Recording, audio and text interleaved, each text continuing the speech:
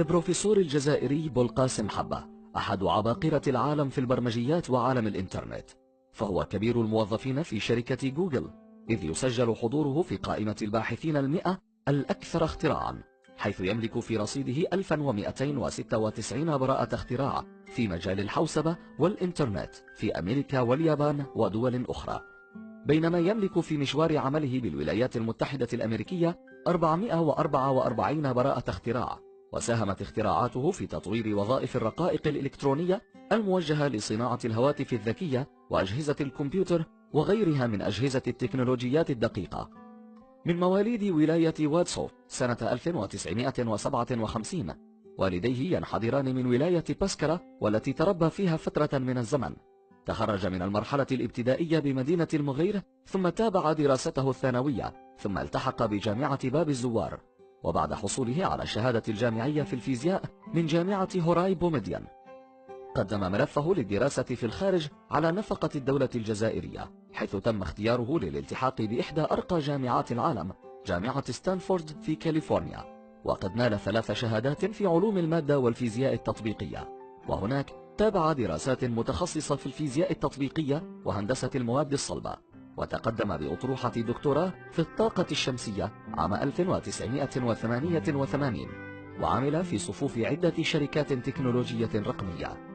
وبعد حصوله على درجة الدكتوراه في الطاقة الشمسية قرر العودة إلى الجزائر، وفي هذا السياق يقول: أردت العمل والاستقرار في بلدي لأنقل إليكم ما تعلمته في أمريكا، غير أن الأمور لم تسر بحسب ما خطط له الدكتور بولقاسم، حيث بقي لأشهر عديدة بدون عمل، ثم اضطر إلى مغادرة الجزائر بسبب سوء الأوضاع الأمنية وندرة مراكز البحث. فلم تكن هذه الظروف في خدمة بولقاسم الذي كان يحلم بالاستقرار في بلده وتقديم أحسن ما تعلمه لطلبة جامعاتها. وقد كانت الجزائر في منتصف التسعينيات تمر بمرحلة أمنية حرجة. سافر إلى اليابان، حيث عمل 6 سنوات في مجال الأبحاث الإلكترونية، حيث شغل منصب نائب مدير في مختبر بحث في اليابان. وفي سنة 1996 عاد إلى الولايات المتحدة ليجدد مسيرته مع الأبحاث والاختراعات، ثم عاد إلى أمريكا لينضم إلى شركة سابمار المتخصصة في الإلكترونيات الدقيقة، وتولى مسؤولية التقنيات المتخصصة بتطوير المكونات الصلبة في الكمبيوتر والألعاب الإلكترونية، وخصوصا تلك المستعملة في جهاز بلاي ستيشن، وكان الدعامة الرئيسية لشركة سوني عندما أطلقت بلاي ستيشن بنسختيها الثانية والثالثة.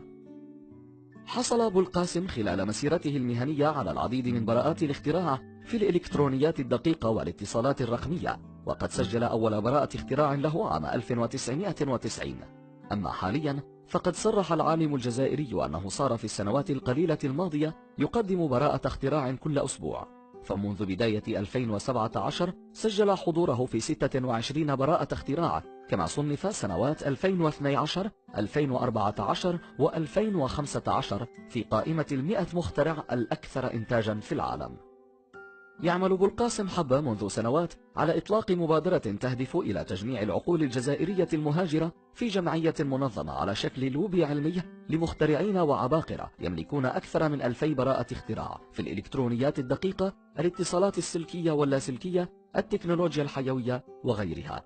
وقد تمكن بواسطة الإنترنت من جمع أسمائهم وعناوينهم وأماكن إقامتهم وتخصصاتهم، وبالفعل فقد نجح لغاية الآن في جمع أكثر من 600 مخترع لديهم أكثر من 3000 براءة اختراع. وبالموازاة مع هذا المسعى أطلق موقعا إلكترونيا يعتقد أنه الأكبر من حيث عدد المخترعين الذين يضمهم مقارنة بما هو موجود في البلدان العربية. أما الحلم الأكثر الذي يسعى إلى تحقيقه فيتمثل في إنشاء مركز في الجزائر لمساعدة الباحثين والمخترعين الناشئين، ولكنه أشار إلى أن المشكلة تتمثل في كون رؤساء الأعمال لم يقتنعوا بعد بالاستثمار في مثل هذه المشاريع، إضافة إلى بعض العراقيل الإدارية. يرى البروفيسور حبة أن بإمكان الجزائر تطوير الصناعات الإلكترونية شرط تمويل الشاب من حاملي الأفكار المبتكرة والمشاركة مع الخواص في تسويق منتجاتهم، كما اقترح إدخال التكنولوجيا في المناهج التعليمية ببلاده. تزوج حبة وأنجب، وهو حاليا يعيش هو وأبناؤه في الولايات المتحدة الأمريكية، ولا يفكر بالعودة إلى الوطن في الوقت الراهن، نظرا لأنه لم يتلقى أي دعوات للعودة إلى الوطن، كما أن أبنائه يدرسون في جامعات أمريكية لا يمكنه تركهم خلفه والعودة إلى الجزائر. نال أبو القاسم حبة أيضا جوائز ومكافآت تقديرية من مؤسسات أمريكية، أوروبية، يابانية وجزائرية، كما تم تنصيبه سفيرا للمنظمة الوطنية لحماية الثروة الفكرية بالولايات المتحدة الأمريكية عام 2016، وتم تتويجه كعالم الجزائر لسنة 2015.